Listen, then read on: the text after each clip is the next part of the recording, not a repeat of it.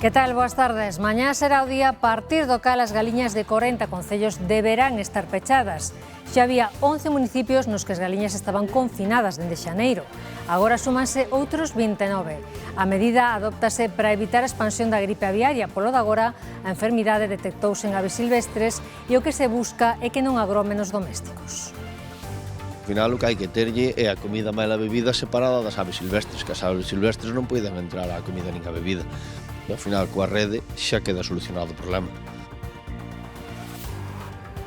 Comeza a campaña da Raíña do Marisco. Esta mañá saían do Grove os primeiros barcos dispostos a captura da centola. A partir da medianoite poderán recoller os aparellos e confían en atopar moitos exemplares e xenerosos. As condicións meteorolóxicas parece que van a axudar. Esta noite non moito, pero despois a partir de mañán sí que dá moito mar de fondo, dá revolvedura, que é o que fai que se mova a marisco, sí. En Santiago estáse celebrando o primeiro Salón Galego do Videoxogo baixo o título de Pixel a Feira. Reúnense videocreadores e afeccionados. O obxectivo, dar a coñecer as novidades dun sector no que Galicia quere ter o seu sitio. O que creemos que máis falta fai aquí en Galicia é apretar e incentivar a profesionalización e a comercialización de videoxogos, que é a que vai facer posible que haxa unha industria futuro sostible e con capacidade de integrar todo este talento que sae ano a ano dos ciclos, dos graos e dos másters, que sí que temos unha moi boa oferta formativa aquí na comunidade.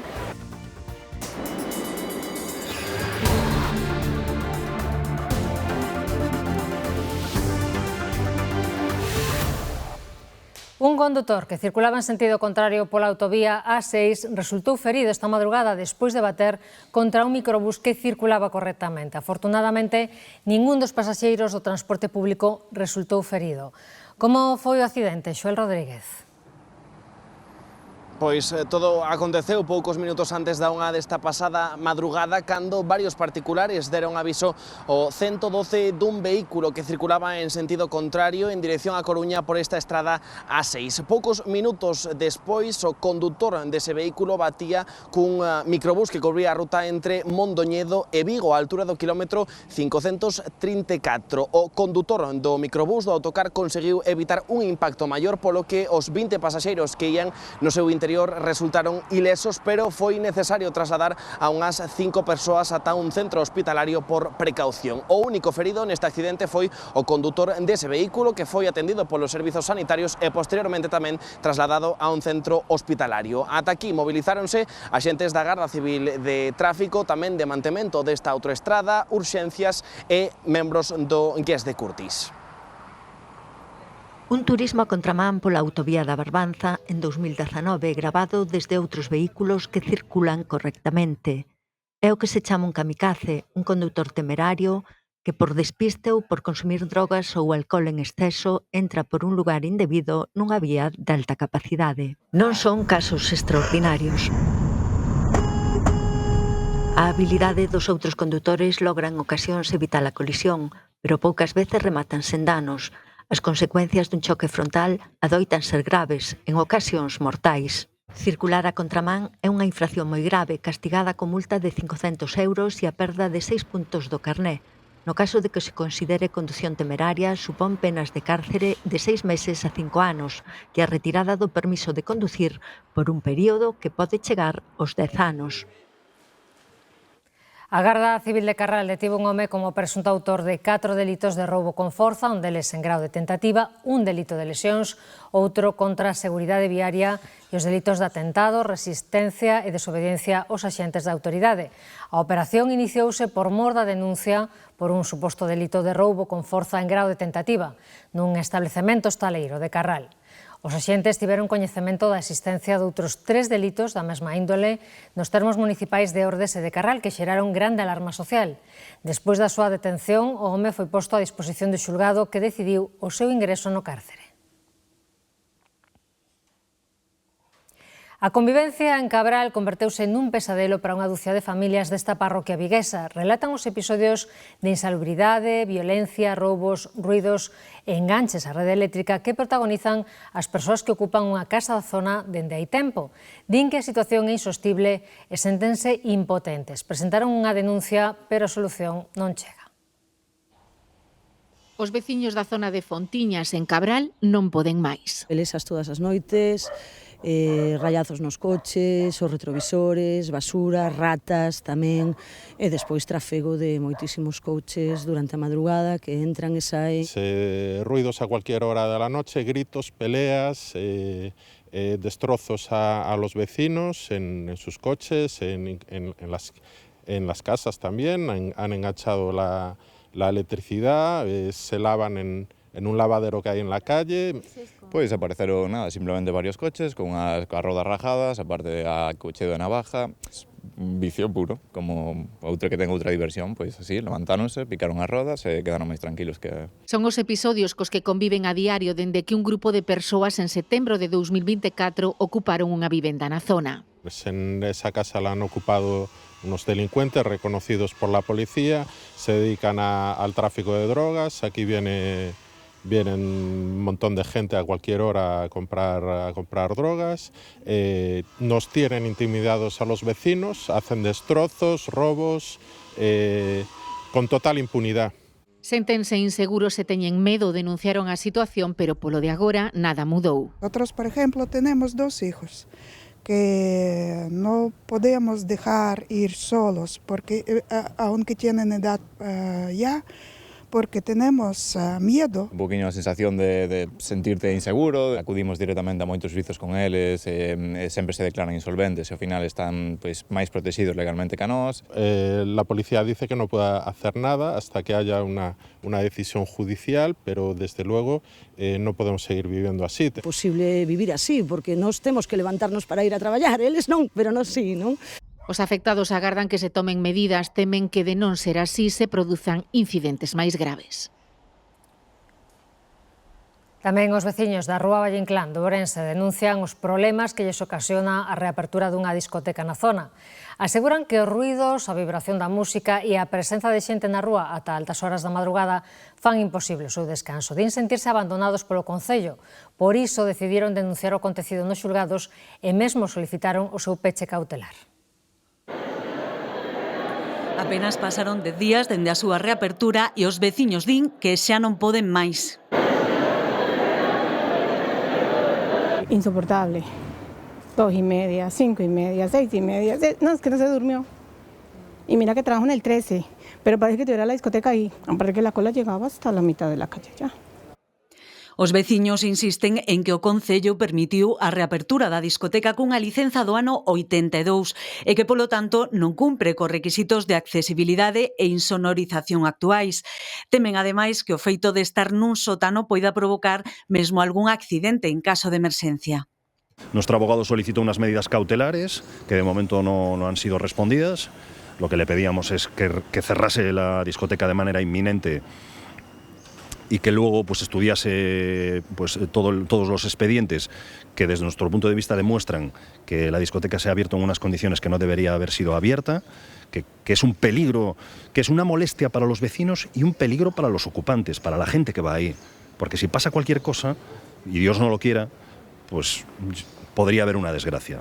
Din que non entenden como se permitiu a súa reapertura despois de levar anos pechada. As noites, din, están a ser insoportables. Muchísimo ruido, toda la gente en la calle, estaba sucísimo, eso se puede ver en las imágenes, que estaba todo lleno de mierda y muchísimo ruido. Y luego que me parece muy peligroso. No hay salida de emergencias, todo en un sótano y me parece súper peligroso.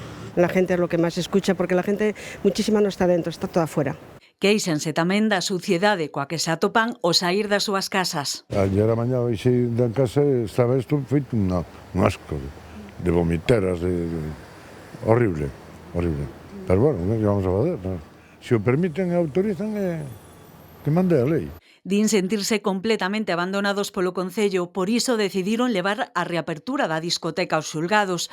Piden que se revisen os expedientes e se tomen medidas para revertir esta situación canto antes. A partir de mañá, as galiñas de 40 concellos quedarán confinadas. É unha medida que se adopta para evitar a expansión da gripe aviaria. En algúns municipios, esta medida xa estaba vixente dende xaneiro, como no de Sanxenxo. Andrea Otero.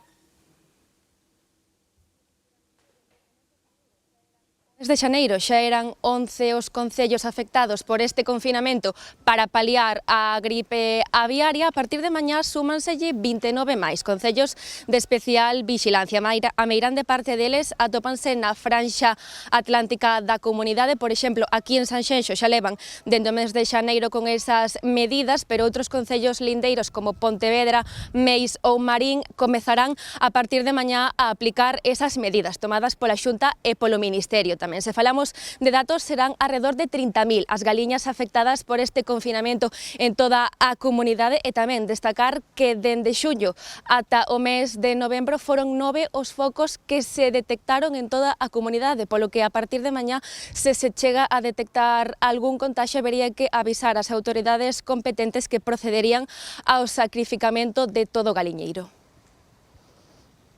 Carmen ten 5 pitas na súa casa de Sandiás. Ata agora saían un momentiño a horta, pero soubo vendo a túbega que van ter que estar sempre dentro do galiñeiro.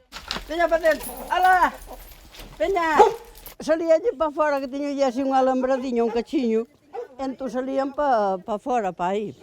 Pero ahora xa non abro porque só son 5 xa lle o galiñeiro, non sabe. Para dentro vanche de mala gana. Alá, aí están.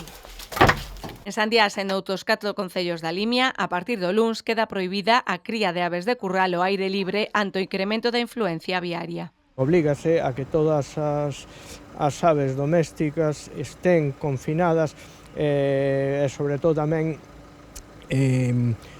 impídese que haxa mercados de aves precisamente para evitar a posible distribución da influencia aviar.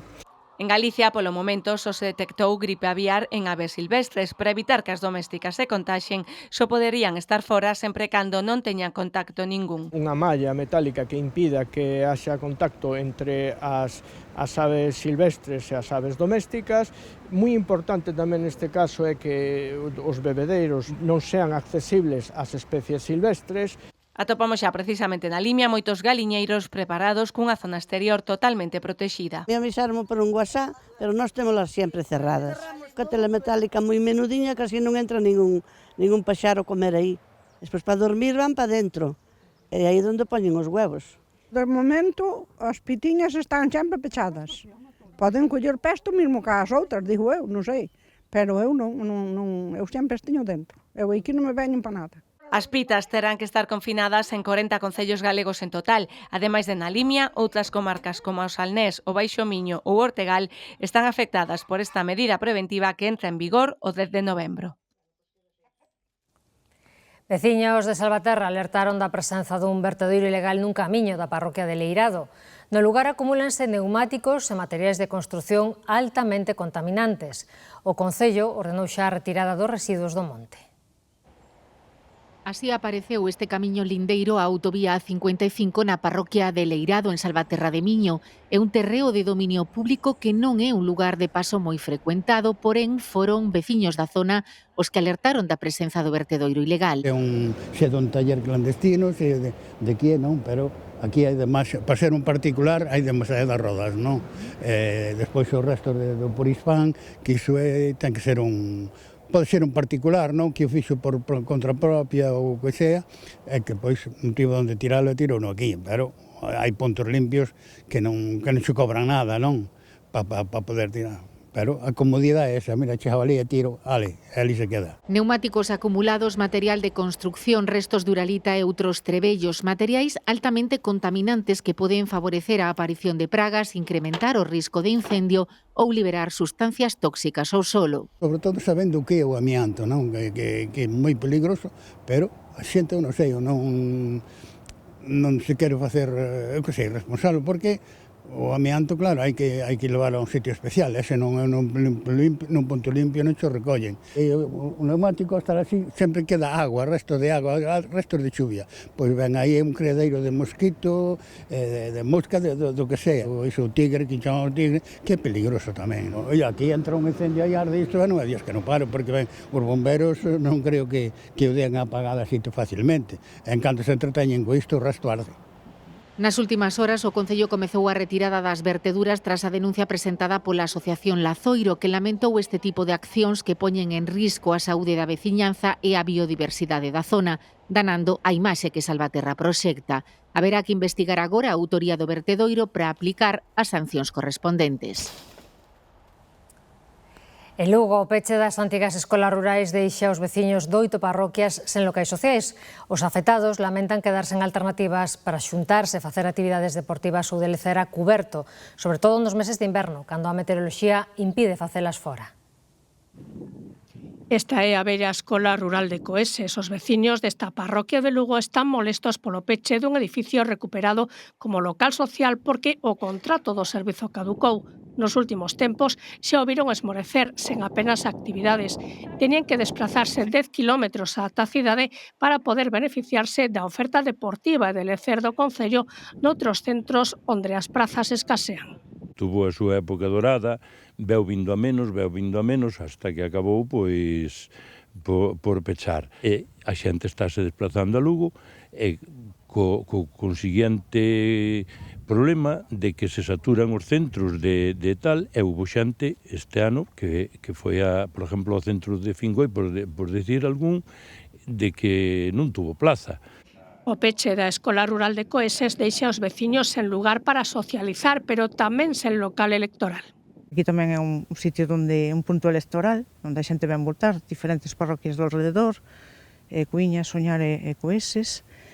E despois, bueno, é o principal centro onde a xente acudía para facer calquer tipo de actividade para os veciños.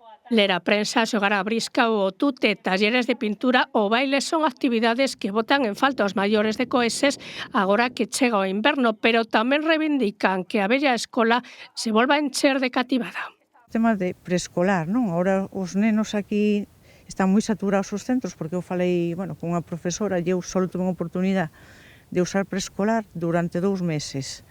E foi noutra parroquia daqui do lado. A chegada do mal tempo, pois non hai a donde acudir, no pleno verao ainda se fai tertulia debaixo dos árboles, pero agora neste tempo que chegan os días pequenos e as noites grandes, pois non hai moito donde acudir. En Lugo, o peche das antigas escolas rurais deixa os veciños de 8 parroquias en locais sociais. O Concello prevé sacar en 2 meses o novo contrato para reabrilas.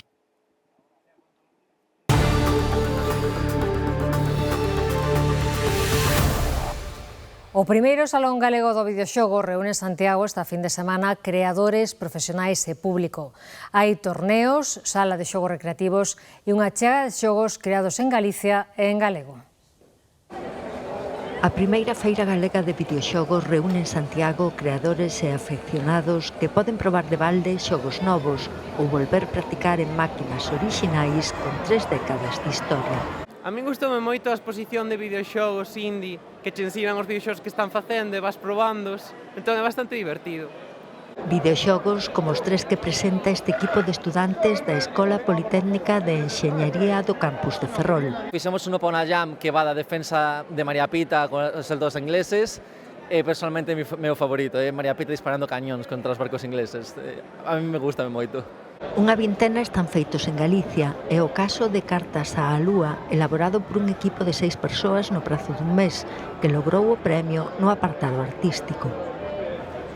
Trata a historia de unha pirata espacial que se estrella nunha lúa na que vive unha princesa que está ali recluída solitaria. Entón quedan como moi enamoradas unha da outra e deciden mandarse cartas. Entonces toda a historia vaise desenvolvendo pois a través das cartas e vaise contando pois desta maneira así de forma epistolar. Ya non podemos vivir dos videoxogos, pero bueno, pouquiño a pouco eventualmente chegaremos. Queremos pensar que chegaremos a poder. Hai un talento creativo enorme en Galicia, en tanto que ao desenvolvemento de videoxogos. Toda esta xente ben o ves.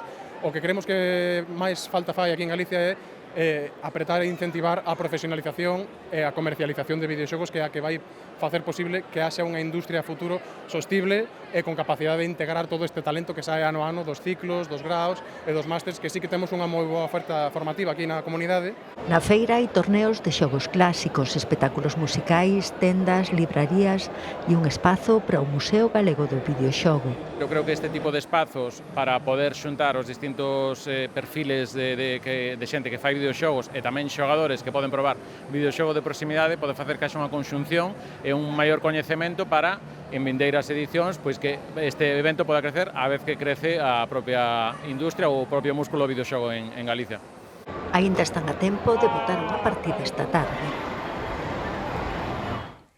Dúcias de barcos saíron a primeira hora da mañá dende o Porto do Grove no comezo da campaña da centola. As previsións son optimistas. Esta noite recollerán as redes para xa mañá conseguir o mellor prezo na poxa da lonxa.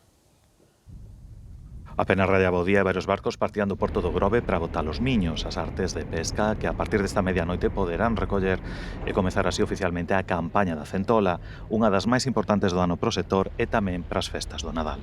Pertencentes á Cofradía do Grove sobre 50, a maioría daqui do Porto do Grove, pero outros tanto de Pedras Negras como de Porto Meloxo. Cada barco está autorizado a recoller 35 kilos e outros 35 por cada mariñeiro a bordo. En principio as condicións meteorolóxicas apuntan cara a unha boa captura. A partir de mañán sí que dá moito mar de fondo, dá revolvedura, que é o que fai que se mova marisco, sí. O ano pasado, o primeiro día de lonxa, acadouse un prezo de 27 euros kilo. Mañán serán os compradores os que decidan na poxa o futuro da campaña. Esperemos que os compradores que veñan con ganas, nós sabemos que vai haber xente de Asturias e de Lugo a comprar, e máis os de sempre de por aquí, e o mercado está demandando o centolo, entón eu penso que sí, que ha de haber precio. Centolos e centolas son os verdadeiros protagonistas das festas do Nadal e adiantar ou non a súa compra dependerá da evolución do prezo na campaña. Eu recomendo que no momento que poidan o que lle guste que os compre. Despois, se hai moitos e queren congelar algúns para Navidades, como mellor despois nas Navidades, pois igual andan a 40 ou 50 euros o kilo, aí xa depende do bolsillo de cada un. Tras varios meses de veda, os barcos volverán sair esta noite, pero xa desta vez para recoller os froitos da intensa espera. E mentres o Nadal non chega, hai que aproveitar o tempo das castañas. Galicia lidera a produción deste produto, por iso as administracións traballan por profesionalizar o sector. Ourense é unha das zonas onde máis se consumen. Alí o martes é festivo local, pero esta fin de semana xa se adiantaron moitos a celebralo en agosto. Os veciños de Molgas teñen experiencia na organización do Magosto Popular. Levan 42 anos cumprindo con esta tradición tan ourensa. O que é a provincia de Ourense, a castaña é fundamental, é dicir, como na costa o mellor é a sardiña, pois aquí a castaña. As cantidades falan por si soas, 200 kilos de carne ao caldeiro e outros tantos de castañas. As potas cocen a fogo lento, mentras a ambos os dous lados do lume vanse facendo os cachelos. Chourizo con pan, con verdura. Con patatas. E incluso ven xente de fora que non está, de Andalucía, do País Vasco, da zona de Madrid, de Zamora, Castilla, e veñen porque son fillos do pueblo, chamamos morriña. Non me atrevo a decir saudade, pero sí que morriña un pouquiño. Os que van chegando non se resisten a probar as castañas. As castañas están moi boas, e basta que son de Baños de Molgas, un agosto, hai que vir el, por forza hai que vir el. A pesar de que non choveu, non tiveron moita auga, pero boa cualidade, é grandes e boa cualidade. Antes de botalas a tixola, hai que lles facer un corte para que non estoupen. É facer un braseiro moi bo, non que vayan en llama non. Un braseiro con calor e remexelas de vez en cuando, darlle unha voltiña. O ritmo das charangas van chegando os veciños, queda por diante unha longa noite de magosto, a festa máis popular do outono ourensán. É tempo de magosto e tamén de matanza. En Trasmonte, no Concello de Oroso, están hoxe de festa. Ademais de comelo cocido, hoxe podese mercar ali carne de porcos criados na casa. En Trasmonte, no Concello de Oroso, levan 16 anos organizando a Festa da Matanza. Hoxe prepararon cocido para máis de 200 persoas. Pois hoxe o cocido compónse de costela, morro, lacón, orella, chorizo, grelos e patata. Temos aquí estimado para comer esta xente toda sobre 125 kilos de carne. Ademais de comelo cocido, tamén se pode mercar carne. Todas estas pezas son de porcos da casa criados na parroquia. Pois os reixós a 15 euros, os chorizos a 1,20 a unidade, e despois o que é a cacheira, os lacóns a 7,50 ao quilo. Sí, un trozo de panceta para facer o cocido. Produtos de calidad, sí, criados nas casas, todo ben, todo está moi bo. Noutros tempos, criar porcos na casa era o máis común na parroquia de Trasmonte, pero agora xa queda pouca xente que o faga. Cada vez é máis difícil de encontralos. A mellor encontrase un nun sitio e na outra punta da outro e así. Pero aquí chegaron a matarse nun ano 18. Xa cerca da unha, as potas aínda quedaban a ferver, pero arestora os comensais xa estarán degustando o cocido no recinto da festa.